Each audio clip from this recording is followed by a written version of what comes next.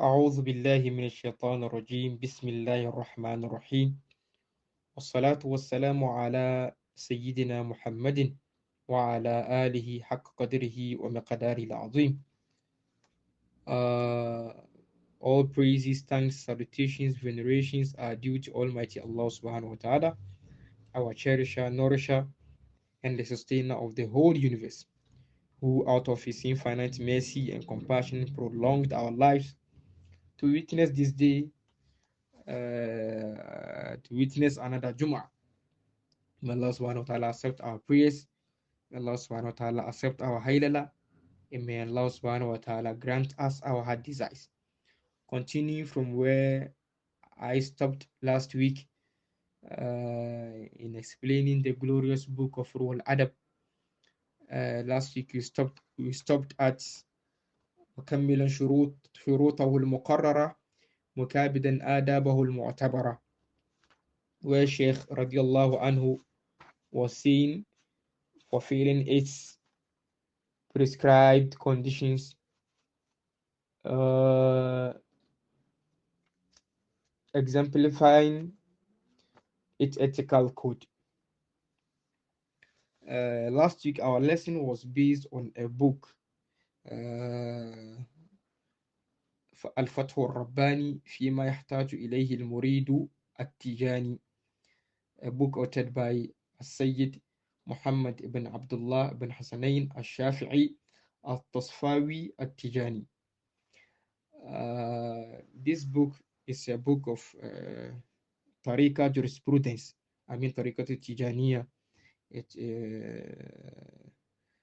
That's what the book is about, and in it he stated to us, he made mention to us the conditions that one must fulfill before before is being initiated into tariqa Tijaniya. And as I said last week, there are three conditions in tariqa Tijaniya. That's the conditions of initiation, the conditions of validity, and then the conditions of perfection. Last week I stopped at where I stopped in explaining the conditions, in mentioning some of the conditions that one must know before being initiated into Tariqat al-Tijaniya from the book Al-Fath al-Rabbani فيما يحتاج إليه المريد التجاني. And I stopped at where Sheikh said, warned us against showing enmity or showing rancor, developing enmity towards our Sheikh, and having causing the wrath of Sheikh and so on.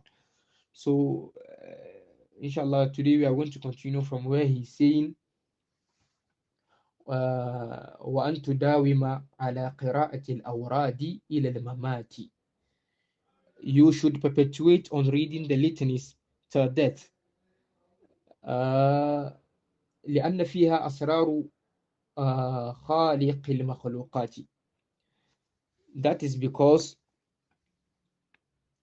it entails the litanies of Tariqat al-Tijaniyya, istighfar, salatu ala nabi, la ilaha illallah. It entails divine secrets of the creator of all creatures, Allah subhanahu wa ta'ala. And the next condition is وأن تعتقد وتصدق كل ما جاء عن الشيخ من الفضائل حيث أنها من أقوال سيد الأوائل والأواخر. وأن تعتقد, you should have faith, وتصدق, and as well trust, كل ما جاء عن الشيخ, in the general in the graciousness of all what Sheikh Tijani radiallahu anhu said, من الفضائل, all what Sheikh Tijani radiallahu anhu said about the graciousness of this tariqah, حيث أنها من أقوال سيد الأوائل والأواخر, because those sayings, what Sheikh Tijani radiallahu anhu said about the graciousness of this tariqah and its benefits, are sayings from sayings of Rasul sallallahu alaihi wasallam, the best creation of Allah subhanahu wa ta'ala, the best creation of the first people, of the people of the beginning and the people of the end. And then he continues saying, that's the next condition, وأن تنتقد مستغربا ما جاء في طريقتي من الفضل فإنك تحرم مزيتها من الملك العدل.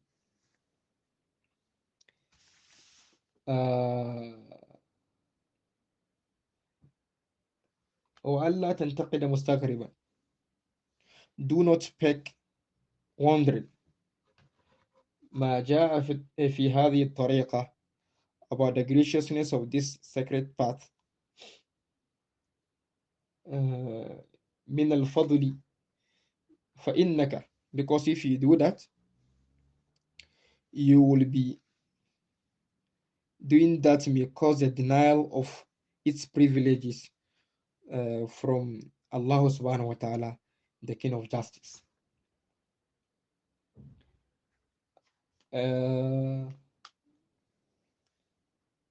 One may ask, or one may, as it is said, one may peg fada'il, graciousness of Tariqat al-Tijaniyya. When you said Salat al-Fatih, this is what you get. When you say istighfar and so on. No, generally Allah subhanahu wa ta'ala has made mention in Quran the benefit of is adhkar. You know, Tariqat al-Tijaniyya is made of three things: istighfar, seeking for forgiveness, salatu ala nabi, sending benedictions and salutations to Rasul sallallahu alaihi wasallam, and then la ilaha illallah. Generally, when you look at when you read the Quran, you see that Allah subhanahu wa ta'ala said in mentioning the benefits of istighfar alone, Allah subhanahu wa ta'ala said,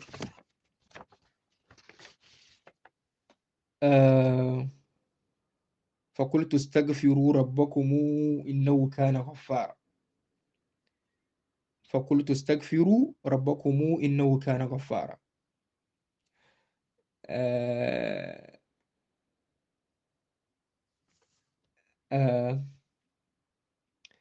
That's على لسان سيدنا نوح عليه السلام. He said, فقلت, when he warned them to repent from worshipping idols, stop worshipping idols, worship only one God, and seek for worship only one God, and abandon all idols. They refused, and he told them, Istaghfiru rabbakum, seek for forgiveness from Allah, your Lord. Innahu, indeed, He, Allah subhanahu wa ta'ala, is most forgiving. Innahu kana ghaffara. He's Allah subhanahu wa ta'ala is most forgiving. Remember, yursilis samaa alaykum midrara. When you seek for forgiveness, the merits or the benefits of seeking for forgiveness, as it is said in Surah An-Nuh, yursilis samaa alaykum midrara. Allah subhanahu wa ta'ala will send rain to you in abundance. وَيُمْدِدُكُمْ بِأَمْوَالٍ, and Allah subhanahu wa ta'ala will increase you in worth and sons, that's offsprings. وَيَجْعَلْ لَكُمْ جَنَّاتٍ وَيَجْعَلْ لَكُمْ أَنْهَارًا, and He will provide for you gardens and provide for you rivers for your sustenance and livelihood. And Allah subhanahu wa ta'ala said elsewhere in Quran, إني لغفار لمن تاب وآمن وعمل صالحا ثم اهتدى. إني لغفار, I am most forgiving, لمن تاب, towards whoever repents, وآمن, after the repentance, believes, وعمل صالحا, and acts righteously, ثم اهتدى, and then remains guided. You see, all these things are the benefits of istighfar alone that Allah subhanahu wa ta'ala mentioned it generally to anybody who say istighfar. Then we come to Salat ala Nabi. The best of it is what Rasul sallallahu alayhi wasallam said, Man salla alayhi salatan wahidatan sallallahu alayhi biha ashara. The hadith of Abdullah ibn Amr ibn al-As. Whoever makes salat to me, Allah will make 10 salawat to him. One salat of Allah subhanahu wa ta'ala cannot be quantified by any being. How much more 10 salawat of Allah subhanahu wa ta'ala? Let's think about this very well. Then you come to La ilaha illallah. Rasul sallallahu alayhi wa sallam said, أفضل ما قلت أنا والنبيون من قبلي لا إله إلا الله. The best of what I've said and the messengers before me is La ilaha illallah. There is no deity worthy of worship except Allah.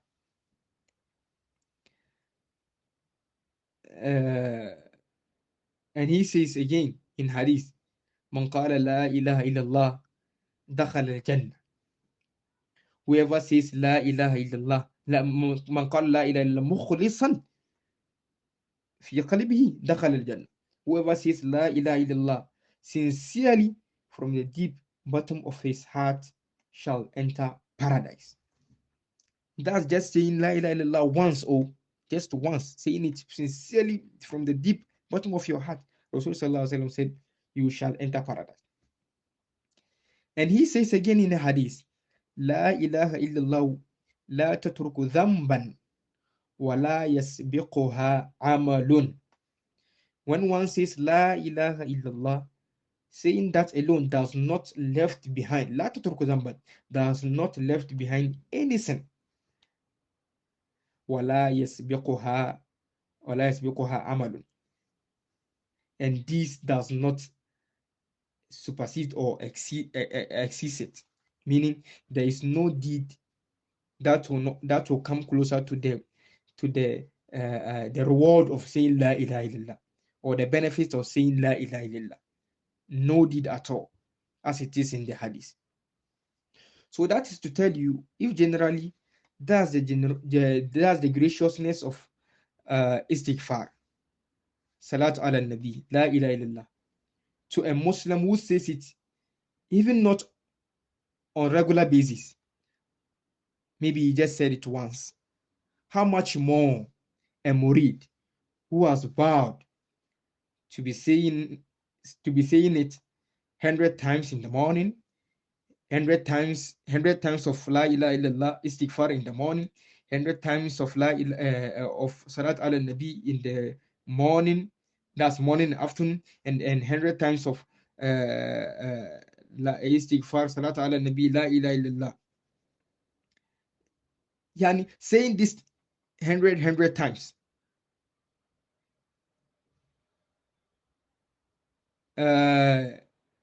How much more a murid who says this, who makes this his work, saying la ilaha illallah istighfar 100 times, salat ala nabi 100 times, la ilaha illallah 100 times, morning and evening, and after that sits for wazifa every day and sit for haylala every week on Friday. How much more such a person who has made saying la ilaha illallah istighfar salat ala nabi his habit morning and evening, and sit for wazifa to repeat the same thing, and sit for haylala to make a lot of, to say a lot of la ilaha illallah, as Allah subhanahu wa ta'ala said, وإذا قضيت الصلاة فانتشروا في الأرض وابتغوا من فضل واذكروا الله كثيرا واذكروا الله كثيرا لعلكم تفلحون. And in the ahadith, you find the merit of saying la ilaha illallah or making a lot of zikr after Salat al-Asr on the day of Jummah. You find there are a lot of hadiths on that. For that matter, we should have faith and trust in the graciousness of tariqah, as said by Shaykh al-Tijani radiallahu anhu. وألا تقرأ وأن تقرأ ورد الشيخ إلا بعد الإذن بتلقين صحيح حيث أن ذلك okay.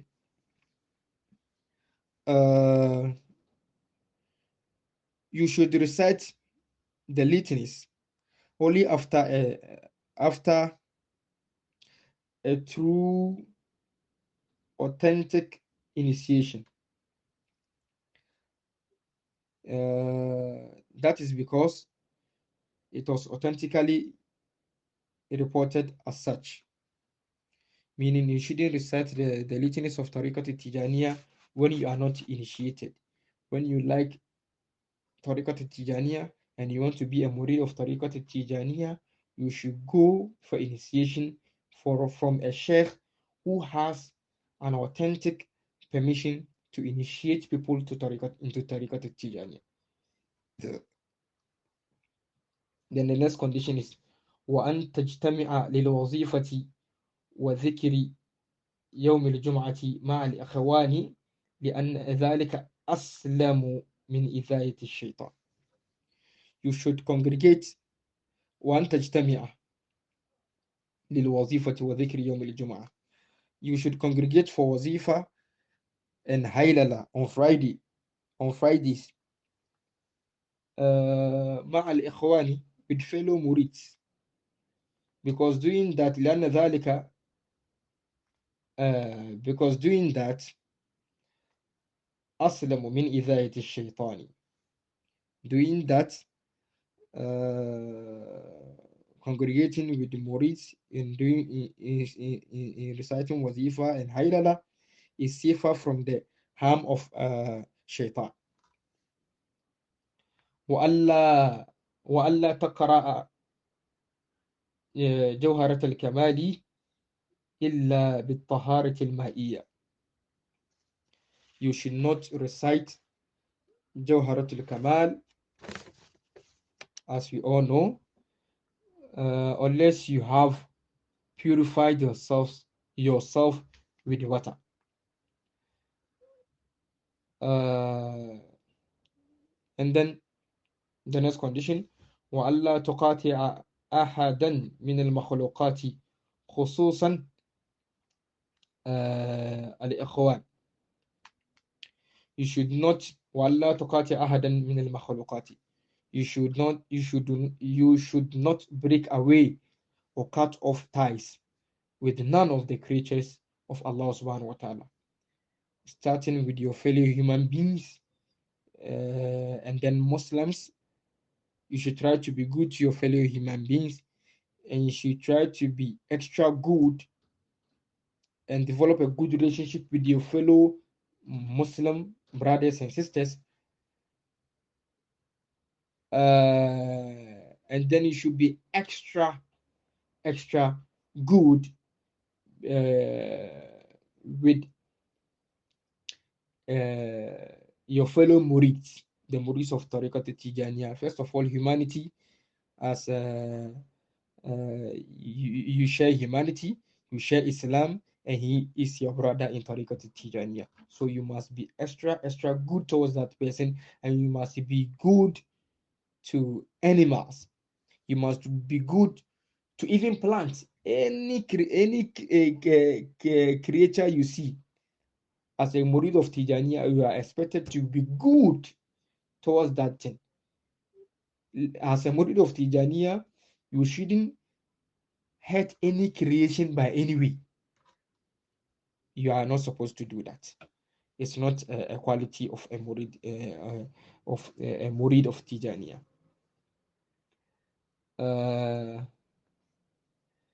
لأن المقاطعة من عمل الشيطان. That is because cutting of ties is one of the works of shaitan. So you should be good to all creatures of Allah subhanahu wa ta'ala. وَأَلَّا تَتَهَاوَنْ بِالْوِرْدِ وَلَا تُؤَخِّرْهُ عَنْ وَقْتِهِ مِنْ غَيْرِ عُذْرٍ أَتَاكَ. وَأَلَّا تَتَهَاوَنْ بِالْوِرْدِ. Do not be negligent with the litanies. وَلَا تُؤَخِّرْهُ عَنْ وَقْتِهِ. And don't delay it from its time. The time you are supposed to do your litanies, you should do it. ولا تؤخر عن وقتي من غير عذر. Do not delay it from its time without any reasonable excuse. Why? لأن من أخذه وتركه. That is because whoever leaves it totally or plays with it habitually, punishment befalls. وتركه تركا كليا أو تهاونا به، يعني له عقوبة ويأتيه الهلاك. فعليه العقوبة ويأتيه الهلاك.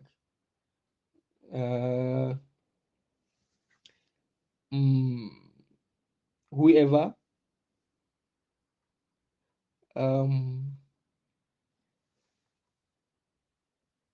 whoever يعني leaves it totally or plays with it habitually, punishment befalls on him and perdition approaches him. وإياذ بالله. وألا تصدر إلى إعطاء الأوراد من غير إذن صحيح بالإعطاء. I think before going to explaining this part, I have to throw light on being negligent with the litanies and so on. You see, some of us go to wazifa late. You'll be sitting there idle without doing anything. Then intentionally you go to wazifa, you go and sit in wazifa when we hear them saying La ilaha illallah. Remember, when you do good, you do for yourself. When you do bad, you do for yourself. So let's be let's do our word very well. Then the next condition, وألا تصدر إلى إعطاء الأوراد من غير إذن صحيح بالإعطاء.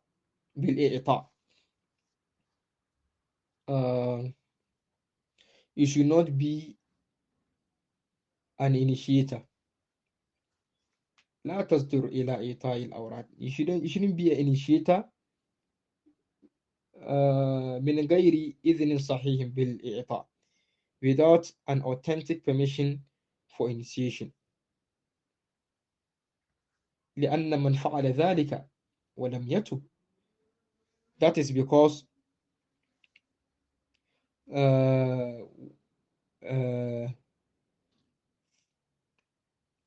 whoever is fond of initiating people into the tariqah without an authentic initiation, he continues doing that without repenting. ولم يتب يموت على سوء الخاتمة, will have a bad ending. ويحل به البلاء, and then you will be afflicted with calamities. The next condition is وأن تكتم حقيقة وردك إلا عن أخيك في الطريقة لأن ذلك من آكد الآداب في علم الحقيقة. If you conceal the reality of your litanies,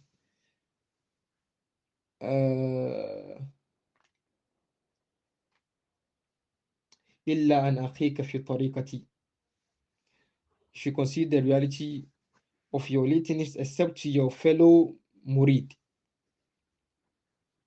because doing that, concealing the reality of your litanies, من آكد الآداب في علم الحقيقة, is one of the confirmed disciplines of the knowledge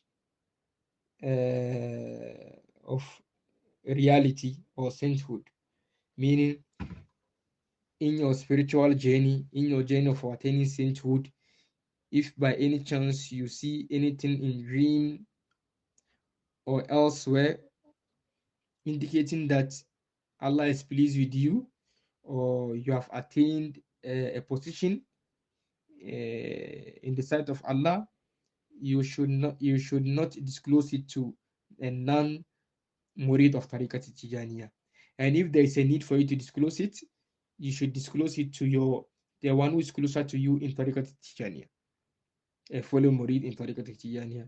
And I will even advise for you to limit it to yourself is better, because doing that, as they said, is one of the disciplines of the people of the one of the disciplines of attaining sainthood. Then the next condition, وأن تحترم كل من ينتسب إلى الشيخ لا سيما أهل الخصوصية لأنهم من أهل الحضرة القدسية. Okay.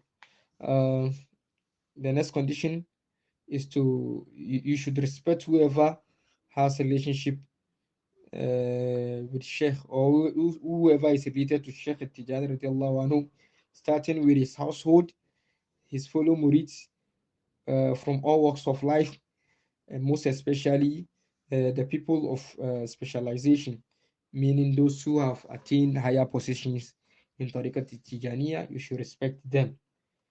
You don't owe an insult to any of murid of Tijaniya. You should respect everybody.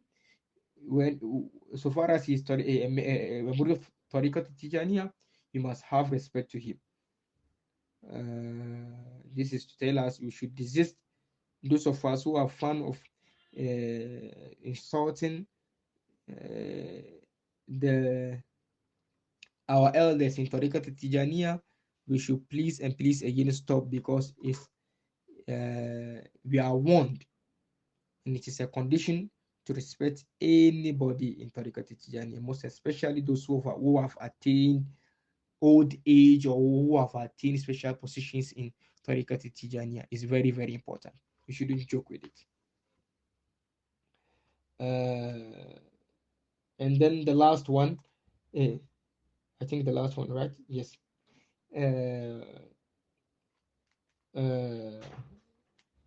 وأن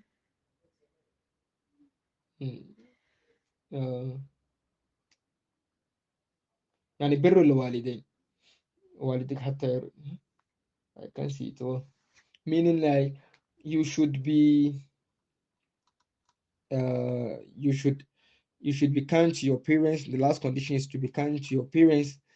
That's your mother and father. حتى يرضى عنك رب العالمين. You should be kind to your parents, your mother and your father, till Allah subhanahu wa ta'ala is pleased with you. Allah subhanahu wa ta'ala is saying in the Quran,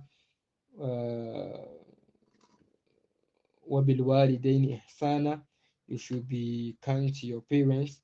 وَبِذِي الْقُرْبَى, as well be kind to those who are closer to you, starting with your family, and anybody who is closer to you, you should be kind to them. واليتامى, and you should be kind to orphans. والمساكين, and as well be kind. You should be kind to destitute people, poor people. And elsewhere he says وقضى ربك ألا تعبدوا إلا إياه وبالوالدين إحسانا. So in a nutshell, Sheikh is telling us هذا وقد تمت شروط الدخول في طريقتنا الغراء. With this, the conditions of with the above mentioned, the conditions of initiation into our tariqah, our glooming way, has been fulfilled. وفقنا الله لسلوك منهج الشريعة. Allah subhanahu wa ta'ala aid us all in following the path of Sharia of Islam. Then the next is شروط الصحة, the conditions of validation. I've spent more time, but I think I have to get this done today. Forgive me. فأول شروط الصحة أو go very fast. فأول شروط الصحة الطهارة من الحدث. The first condition of validation is purification from death بالماء, with water, أو بالتيمم, or with tayammum على الحدود الشرعية, as it is being prescribed by the Sharia of Islam. وثانيها, the second condition is طهارة الخبث من الجسد والثوب, thus purifying your body, والثوب, and your clothes, والمكان, and your place, لأنك مقبل على حضرة الملك الديان, because you are going to face Allah subhanahu wa ta'ala, you are going to worship Allah subhanahu wa ta'ala, you are going to remember Allah subhanahu wa ta'ala. For that matter, you should be in a purified environment, you should be in a purified cloth, and you must also purify yourself as well. وثالثها ستر الأورة. The third condition of validity is ستر الأورة, covering your private part, على الحد المطلوب في الصلاة, as it is being prescribed in salat for one to cover himself whilst praying. كما نص عليه الجهابذة الهدات, as the profound scholars of Tariqat al-Tijaniyah and the profound scholars of jurisprudence have consensuously agreed. رابعها, the fourth condition of validity is ترك الكلام من ابتداء ذكر الورد إلى انتهائه. You should avoid talking من ابتداء ذكر الورد, from the beginning of of your litanies إلى انتهائه, till you finish. إلا لعذر, except on a critical or condition, or on a reasonable excuse. This is to tell you, as we all know, the youth of Ghana, Accra, Kumasi, that's where I know. Mostly you see us saying our lazim, most especially the evening lazimi, the evening lazimi. Mostly we say it while sitting at our base, the bases we have in our hoods. That's where mostly we see our lazim. And you know, in a sitting at base, definitely one will come and say salam to you, or one will be passing by and say salam to you, or one will talk to you, which you have to reply. With this, you are being forced to talk. So in order to save yourself from that, you shouldn't be sitting at the base while saying your lazim, or you shouldn't be sitting at places where people will say salam to you, because Allah subhanahu wa ta'ala said إذا حييتم بتحية فحيوا بأحسن منها أو ردوها. When someone when you are being greeted, you should answer with greetings that is better than the greeting. You should reply with a better one, or reply with the same greetings that the one who greeted you with. So uh, when you are doing your lazim and someone greets you, it is incumbent for you to say wa alaikum assalam. And you are not to be talking whilst saying your litanies. For that matter, you should abstain from sitting at public places where one will say salam to you for you to respond. I remember growing up in my hood, Yelwa, our grandfathers, after Salat al Asr, most of them don't come out. They will remain seated in the masjid and make sure they are done with their lazimi before coming out.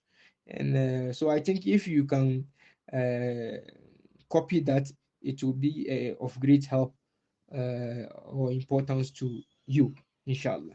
May Allah subhanahu wa ta'ala grant us the best. فلا يضر الكلمة فلا يضر الكلمة والكلمتان في أثنائه. Thus, in a reasonable excuse or in a critical condition, if someone says something to you, and there is no problem for you to reply the person with a word or two. في أثنائه. وأما الوالدان فيجاوبهما على قدر ما يطلبان. With the exception of parents, if either your mother or father calls you, then you have been granted the permission to answer them with all what you want to know or with all what they want to hear from you. فإن ذلك فإن ذلك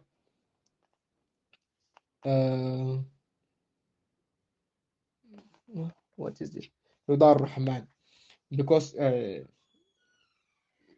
answering the call of your parents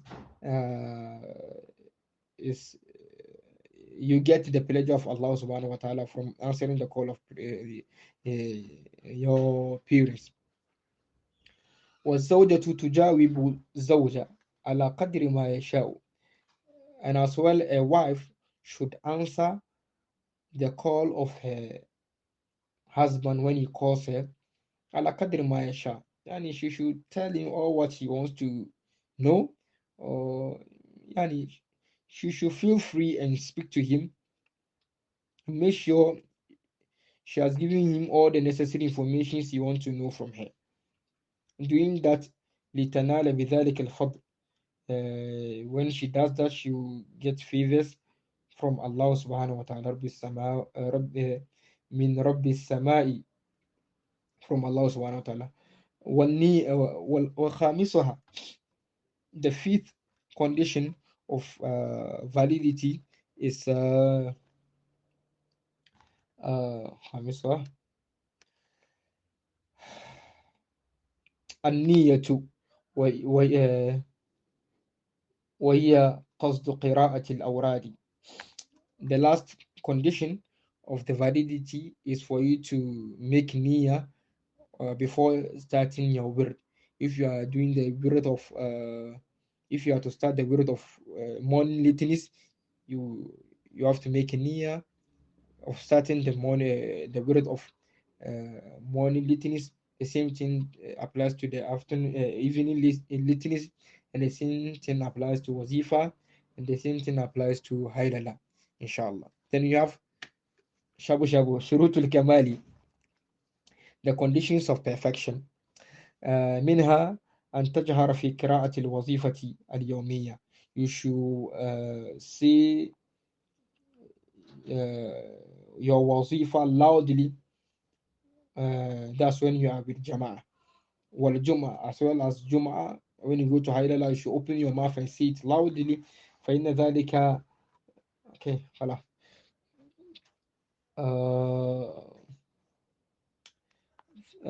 إن كنت منفردا منفردا فقرأهما